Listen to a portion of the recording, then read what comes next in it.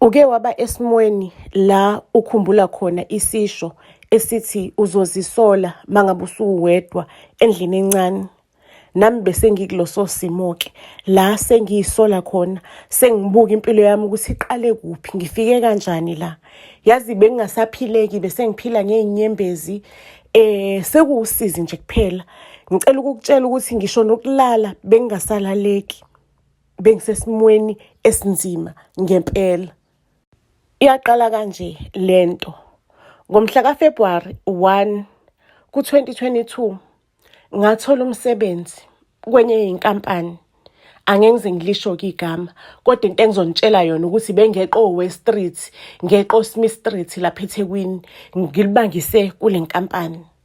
Mangabe ngifika-ke kule nkampani bafethu, ngifica uboss wakhona vele uyangijabulela, uyangitshela ukuthi hawu kanti abantu bashilo ukuthi bakuthandile kanti nami ngizovelane ngikuthande. Hhayi-ke nami bafethu sengiyicwecwile-ke nami ngiyasmayila, ngivezela omhlathi, ngivezela iboss. To cut the story short, mina noboss sigcine sesihamba ama-restaurant. Uboss nje izenzo zakhe seyitshengisa kona ukuthi uyangifuna. Isisho sithi mangabe bekufuna-ke nawe funeka mangabe uyintombazane, because uboss bekasemgangathweni, bekayile ndoda lenuka kamnandi, indoda enhle, indoda enhle, ungqwazi lensizwa, into eshaya ngothotho lamazinyo. Ngicela ukunitshela ukuthi mina-ke noboss sigcine-ke sesijula-ke sesiyathandana. Cabanga-ke mina wonke sengihlala emafletini amakhulu bafethu, cause nebede ngihlale ngiqashele one room nje while I was still job seeking. Sengihlale emafletini amakhulu, ibossi iyona ekhavara ama-coast. Sengiphuza ngishaya o-toast ema-champagne manje mina ema-balcony. Ngicela ukukutshela-ke ukuthi kusaqhutshekwa kusathandwa nakanjalo-ke. Niyalazi udaba-ke mangabe kudliwa imali yomuntu kugcine sekutshafazwa naye-ke lowo muntu-ke. Nami-ke nebossi sagcine sesiyenzile-ke inkonzo yekamero. After a very long time, ibossi iyenza ngayo yonke indlela ukuthi iyangithenga ukuthi ngiyithole ngisesimweni la sengidedela khona izinto. Sengidedela yonke into, ngibona ukuthi yabona lana ngithola umendo, ngithola umkhonyana. Kungakapheli ngisho nesikhathi esingakanani Nkosi yami, because zonke lezi zinto lezi zenzakala ngawo wona lo February. Bese ngimuvele efletini elisha, nje yonke into isiyenzakala, sesihamba ama-date, sekungathi nje kudala sazana mina noboss, impilo ikhipha phakathi kwami noboss. February 28 emva kwelanga la mina neboss sitshabazane khona, ngiyangena-ke bafethu-ke ofisini, ngiyayiqhenya awokuthola yabona intombazane ethenjiswe izulu nomhlaba. Uboss ungithembise ezinye izinto, ayiwokuthola. Ngiyafika vele e-reception ngixoxa indaba nje ngokukhulu ukuyithemba nangokukhulu ukuyitshela. Ngicela ukunitshela-ke kusanjalo ngisahleba-ke kuqhamuke-ke manje i-HR icela ukungibona e-boardroom. Hhayi-ke bafethu ngiyibangise khona-ke e-boardroom.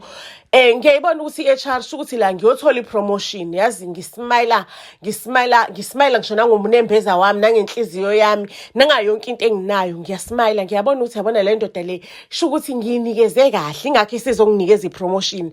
Angeke phela kade ngenza inkonzo for the first time nayo ngale ekamereni mase ngizobizwa i-HR ofisini.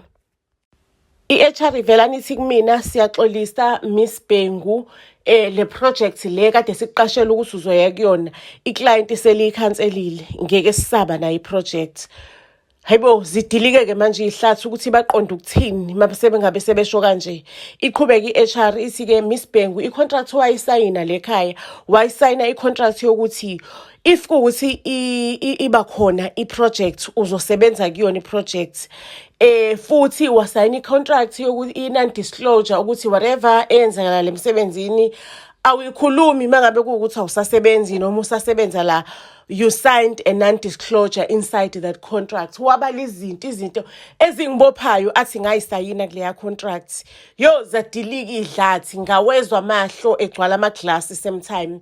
Aqede lapha ngisayinisa iform lokuthi ungitshenile na ukuthi umsebenzi awusekho.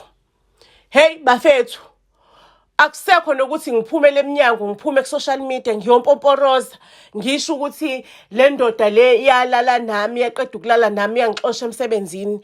kahle kahle sho ukuthi le nkampani inkampani eqasha amantombazane imiqeda nje ukulala nawe usa excited ikuxoshe. Akusekho manje ngiphume ngigcwala umhlaba ngitshele wonke umuntu because of le non disclosure engiyisayinile. Hake kodwa ke ngithi walk tall ntombazane, phakamisa islave uthi stomach in akuphelile wena waye university wena une degree yakho uzothola umunye umsebenzi. Ngathi ayishiya lento le elana namantombazane sho ukuthi shimane lento le ayikwazi ukushela ishela ngenkampani ukuthi ilale nawe lento le silima sento. Ayike bafethu ke ngicela ukunitshela ukuthi mangabe ngithi kwaqala ukushuba ngalenkathi ngilahlekelwe umsebenzi kanti bengingakashubi lutho kwayima indaba isaqala bafethu. Kwayima indaba iqala because ngine degree kinjalo ngangithi nje mengiyofuna imisebenzi kwenye indawo kube isiphithiphithi nje ngifice baze bangithuke nabantu aba-interviewayo ngibe neminciza nje ngibe into enesidina. Angisayiphathi ke iyabantu empilweni yami bengisondelene nabo. Yazi ukuthi abantu nje bebevelane bangiblokhe, abantu ngixatshaniswa ubala ngingenzanga lutho ebantwini, ngizondwa abantu ngingenzanga lutho. Ngize ngiyibuza ukuthi yini lento le engiyenzile, yini kahle kahle lento engiyenzile bafethu. Ngicela ukunitshela ukuthi abangani bafantuka abanganosuka nabo kudala beqathaka istaff behlika kulelodwa ukuthi hayi ngesakwazi ukugibela ngathi sigibela ibhasi elirong, sigibela isitimela esirong. Ngicela ukunitshela ukuthi abafana nje bebengangisheli nakungishela emgaqweni bengasayazi ngisho nento ekuthiwa ukushelwa mina. Emva kwalokho ngaqala ke manje ngacela ukuthi inkosi isize mina, igeze mina, ikhiphe zonke izinyama yichitho because isinyama nesichithe benginaso even if ngiyesontweni endaweni la ekuthiwa khona abantu ilabathola khona i-spiritual deliverance. Bekathi umfundisi mangabe ethandaza angijombe mina mangabe ngiya lapha ebantwini abafuna ukuthandazelwa, noma ngathiwa ngithi ngifuna ukumxoxela idaba lami nje kube nenkinga nje nama miscommunication. However angizange mina ngabe umuntu obelivela ezangomeni nasendaweni enjengalezo. Kodwa ke ukuze ngithole usizo ngakhala endlini yami ngingedwa, ngathandaza ngalicela usizo enkosini, ngayivuma izono zami, ngayivuma njengoba zinjalo izono zokuthi ujola kanjani emsebenzini ufika especially neboss because akungeke kuze kuende kahle lokho, izokwenzela igama elimbi lo yonto. Kodwa ke ngaze ngakuthola ukuphumula egcineni emva kwesikhathi eside sengikhalile ngathandaza enkosini, inkosi iyangizwela umusa. Okwanamhlanje ke ngizoyibeka lapho ke indaba yethu Buzz SA to all social media platforms.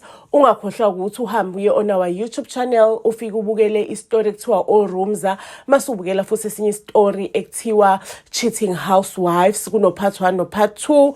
Masuqedile ke lapho uye ku WhatsApp wethu ufike usichazela ukuthi istory kahle kahle sithini, istory lezo yi2 and then kuzoba khona ezinye ezu3 osazoyibukela ukuze ukuthi ngoKhisimusi uthole igift yakho evela kuthina ekuzoba iGesture magazine la esicelebrate khona 1.5 million followers. Sikhulume ngempilo ya Buzz SA ngama characters and show istories zethu ezinye ezespecial esizigcinele wena. So ke Buzz SA to all social media platforms, siyanthanda kakhulu.